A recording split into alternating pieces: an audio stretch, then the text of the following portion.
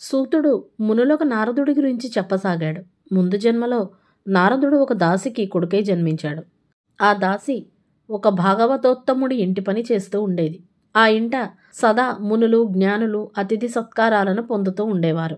అందరికీ నమస్కారం అండి. ఛానల్లోకి స్వాగతం. మన ఛానల్ను మొదటిసారి చూస్తున్న వారు ఎవరైనా ఉంటే గనక ఛానల్ను సబ్స్క్రైబ్ చేసుకుని వీడియో పూర్తిగా చూసిన తర్వాత కామెంట్ సెక్షన్లో నమో వెంకటేశాయ అని టైప్ చేస్తారని ఆశిస్తున్నాం. పసివాడైన నారదుడు వారికి అవసరమైనప్పుడల్లా నీళ్లు అందిస్తూ సపర్యలు చేస్తూ వారు మాట్లాడుకునే గొప్ప గొప్ప విషయాలను, విష్ణు మహిమలను శ్రద్ధగా ఆలకిస్తూ ఉండేవాడు. నీరు ఇచ్చేవాడని వారు పసివాడికి నారదుడు అని పేరు పెట్టి ఎంతో ఆప్యాయంగా నారదా అని పిలుస్తూ ఉండేవారు. అంతలో అతని తల్లి పాము కాటుతో మరణించింది. పసివాడికి తండ్రి ఎవరో ఏమైనాడో తెలియదు. తోటి పిల్లలు నారదుణ్ణి దాసీదాని కొడుకని, దిక్కుమాలిన వాడని అంటుండేవారు.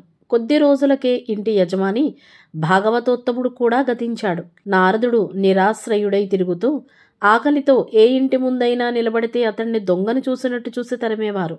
తండ్రి ఎవరో తెలియని పాపిష్టివాడని హీనంగా తిట్టేవారు. నారదుడు పరమసాధువు అవడం చూసి దుడుకు పిల్లలు రాళ్లు రువ్వి, కొట్టి, ఏడిపించి ఆనందిస్తూ ఉండేవారు. నేను ఈ మనుషుల్లో ఎందుకు పుట్టాను? నేనేం తప్పు చేశానని నన్నింత అన్యాయంగా ఎందుకు చూస్తున్నారు? క్రిమికీటకాలు, అడవిలో మృగాలు హాయిగా బ్రతుకుతున్నాయి అని అనుకుంటూ నారదుడు ఊరు విడిచి అడవి పట్టాడు. అతనికి మునులు, జ్ఞానులు చెప్పుకునే విషయాలు గుర్తుకు వచ్చాయి. నేనెందుకు తపస్సు చేయకూడదు? గొప్ప పుట్టుక దేవతల్లో పుట్టాలి అని అనుకుంటూ తపస్సు మొదలుపెట్టాడు నారదుడు. దిక్కులేనివాడికి ఎవడు దిక్కో, ఈ లోకానికంతకు ఎవడు తండ్రో అతడే నాకు అన్నీ, నన్ను అతడేం చేసినా సరే అంతా అతని ఇష్టం అంటూ కాలం గుర్తు లేకుండా ఘోరమైన తపస్సు చేశాడు. నారదుడి తపస్సు పరిపక్వమైనది. అతనిపై గొప్ప తేజస్సు పడి అతడిని ఆవరించింది. జ్యోతి రూపంలో ప్రసన్నుడైన విష్ణువు, వత్స నారద, నీవు నాలో కలిసిపోతున్నావు. నీవు బ్రహ్మమానస పుత్రుడవై జన్మిస్తావు. నీలో నా అంశ ఉంటుంది. చిరంజీవిగా త్రికాల వేదివై ముల్లోకాలు తిరుగుతూ సదా నన్ను కీర్తిస్తుంటావు అని చెప్పాడు. నారదుడు విష్ణు అంశతో బ్రహ్మకు కుమారుడై దేవమునిగా పూజింపబడ్డాడు. విష్ణువు యొక్క లీలావతారాల్లో నారదుని అవతారం ఒకటిగా చెప్పబడింది. అటువంటి నారదుడి వలన ఉపదేశం పొంది ధ్రువుడు చరచరా వెళ్తుంటే, అన్నా ఆగు, అడవికి వెళ్ళొద్దు అంటూ పరుగు పరుగున ఉత్తముడు ఏడుస్తూ వచ్చి ధ్రువుడికి అడ్డంగా చేతులు సాచి నిల్చుని, నువ్వు అడవికి పోతే నేనెవరితో కలిసి హరిభజన చేసేది?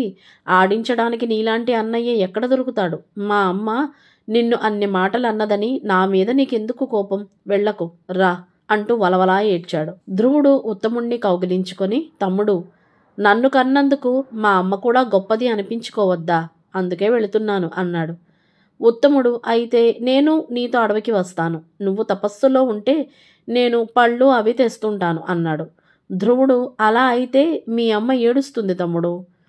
నేను అన్నను, నా మాట వినాలి, వెళ్ళు అన్నాడు ఆప్యాయంగా. ఆ మాటతో ఉత్తముడు అలాగే చతికిలబడి ఏడుస్తుంటే సురుచి వచ్చి బుజ్జగించపోతే, అమ్మా నన్ను ముట్టుకోకు, నీ మూలాన్నే అన్నయ్య వెళ్ళిపోతున్నాడు అన్నాడు. సురుచి లజ్జతో తల వంచుకొని, నేను పాపిష్టిదాన్ని, అంతా నా మూలానే జరిగింది అని అంటుంటే ఉత్తానపాదుడు, ధ్రువ ఆగు, ఇదంతా నా మందబుద్ధి వల్లనే జరిగినది. నా సింహాసనం నీది, రా నాయనా అంటూ ఎలుగెత్తి పిలుస్తూ అక్కడికి వచ్చాడు. అప్పటికే ధ్రువుడు చాలా దూరం వెళ్ళిపోయాడు. నారదుడు సునీతితో, అమ్మ నీవు రత్నగర్భవు, నీ కుమారుడి గురించి విచారించుకు, నారాయణుడే అతనికి రక్ష అని చెప్పి ఉత్తానపాదుడితో, రాజా, ఇది మనం అందరము సంతోషించవలసిన సమయం. నీకు తండ్రి, ధ్రువునికి తాత అయిన స్వయంభువ మనువు వంశానికి ధ్రువుడు ఎనలేని కీర్తి తెస్తాడు. ఇందులో ఎవరు చేసింది ఏమీ లేదు. అంతా సర్వరక్షకుడైన ఆ నారాయణుని సంకల్పమే అని చెప్పి అందరినీ ఊరడించి శాంతపరిచాడు. ధ్రువుడు మధువనంలో ఓం నమో నారాయణాయ అని తపస్సు చేస్తుంటే యమునా నది జలజలా పారుతూ శృతి కలుపుతూ ఉన్నది. క్రూర మృగాలు అతని చుట్టూ ఆప్తమిత్రుల్లా తిరుగుతున్నాయి. అతని తపస్సుకు ముల్లోకాలు గజగజలాడాయి. ఎవరెక్కడ తపస్సు చేస్తున్నా ఇంద్ర పదవి కోరుతారనుకుని భయపడే ఇంద్రుడు ధ్రువుడి తపోభంగానికి భీతి కలిగించే ఇంద్రజాలం చాలా చేశాడు. వజ్రాయుధం ఝుళిపించి ఉరుములు, మెరుపులు, పిడుగులు రాల్చి భీభత్సం చేశాడు. ధ్రువుడు దేనికి చలించలేదు. ఇంద్రుడు రాళ్ల వర్షం కురిపించాడు. విష్ణుచక్రం ధ్రువుడిపై తిరుగుతూ అన్నిటినీ తోలగొట్టింది. అప్పుడు నారదుడు ఇంద్రుడితో, ధ్రువుడు సామాన్య బాలుడని అనుకున్నావు, అతన్ని నువ్వేమీ చేయలేవు. అనవసరంగా బెంగపడకు. ఇంద్ర పదవి అతనికి గడ్డి పరక లాంటిది తెలుసా అని బుద్ధి చెప్పాడు. ధ్రువుని తపస్సుకు మెచ్చుకొని విష్ణువు ప్రత్యక్షమయ్యాడు. ధ్రువుడు విష్ణువు కాళ్ళు చుట్టేసి విష్ణువు ముఖాన్ని తదేకంగా చూస్తూ పట్టరాని ఆనందం వలన నోట మాట రాక ఉండిపోయాడు.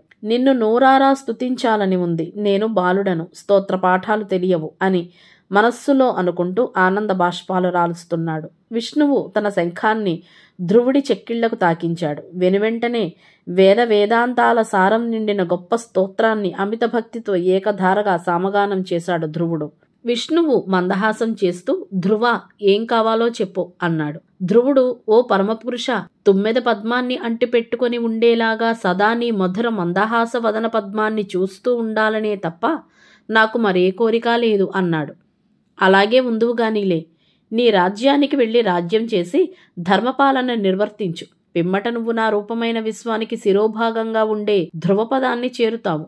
కల్పాంతరాలు గతిస్తున్నా చెక్కు చెదరని అచల పదాన్ని అలంకరించి వెలుగుతూ ఉంటావు అని చెప్పి అంతర్ధానమయ్యాడు విష్ణువు. ధ్రువుణ్ణి అనుగ్రహించిన విష్ణు అవతరణం ధ్రువనారాయణావతారం అని చెప్పబడింది. ధ్రువుడు మాహిష్మతీపురానికి వచ్చాడు. ఉత్తానపాదుడు అతనికి రాజ్యాన్ని అప్పగించి తపస్సుకు వెళ్లిపోయాడు. ధ్రువుడు చక్కగా రాజ్యపాలన చేస్తున్నాడు. ఉత్తముడు ఇంకా వివాహితుడు కాలేదు. రాజధర్మం అనుసరించి ప్రజలకు వన్యమృగ బాధ లేకుండా చేయడానికి వేటకు వెళ్లాడు. హిమాలయ పర్వత అరణ్యంలో దుష్ట స్వభావులైన విరుచుకుపడి అతన్ని చంపారు. సురుచి పుత్రశోకంతో అక్కడకు వెళ్లి అరణ్యంలో రగుల్కొన్న కార్చిచ్చులో కాలిపోయింది. ధ్రువుడు యక్ష నిర్మూలనం చేయడానికి యక్షనగరమైన అలకానగరాన్ని ముట్టడించాడు. మాయల మారులైన క్షుద్రమైన మాయా జాలాన్ని మ్రోగించారు. ధ్రువుడు నారాయణాస్త్రంతో మాయల్ని పటాపంచలు చేసి విజృంభించాడు. కుబేరుడు శరణాగతుడై ధ్రువుణ్ణి మంచి చేసుకుని భయభక్తులతో అనేక సంపదలిచ్చి పంపాడు.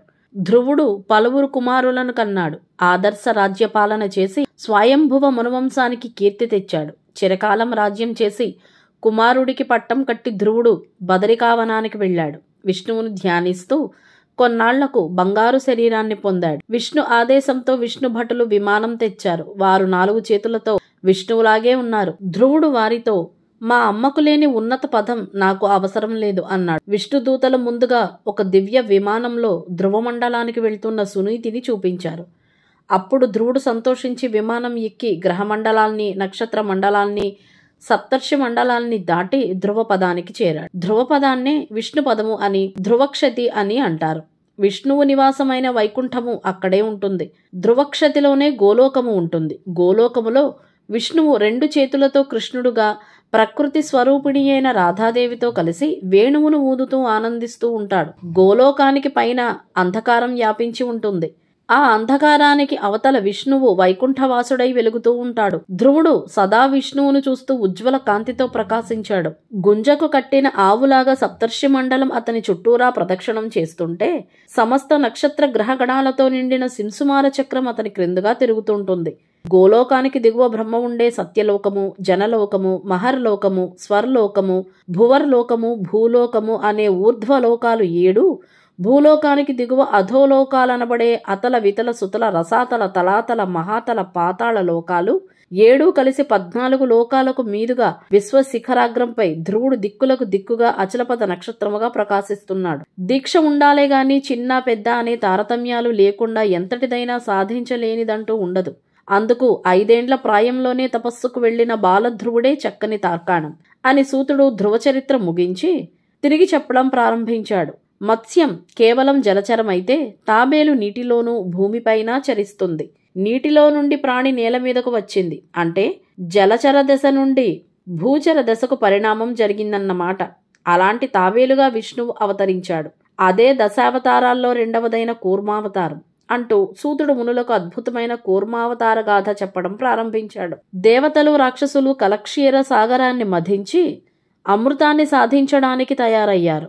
అమృతం సిద్ధించని అది అంతా మనదే అవుతుంది అని భుజబలంతోనూ సంఖ్యలోనూ అధికులైన రాక్షసులు ఎత్తుగడ వేసుకున్నారు. రాక్షసులకు అమృతంతో అమరత్వం సిద్ధిస్తే మనకు ఒరిగేది ఏముంది, అంతా ఆ విష్ణువుదే భారం అని దేవతలు విష్ణువును నమ్ముకున్నారు. పాలసముద్రంలో మందర పర్వతాన్ని కవ్వంగా నిలబెట్టి వాసుకి మహాసర్పాన్ని తాడుగా చుట్టి చిలకటానికి నిర్ణయం జరిగింది. కానీ మందర పర్వతాన్ని తెచ్చి పాలసముద్రంలో వేయడం ఎవరికీ శక్యం కాని పని. విష్ణువు అనుగ్రహించి ఆ పని నెరవేర్చి గిరిధారి అనిపించుకున్నాడు. రాక్షసులు వాసుకి తలవైపు పట్టుకుంటామని పట్టుబట్టారు. అలాగే ఒప్పుకోండని దేవతలకు చెప్పి విష్ణువు తాను కూడా దేవతలందరి చిట్ట చివర వాసుకి తోక పట్టుకున్నాడు. క్షీరసాగర మథనం ప్రారంభమైనది. నమో వెంకటేశాయ. లోకా సమస్తా సుఖినో భవంతు. సర్వం శివార్పణం.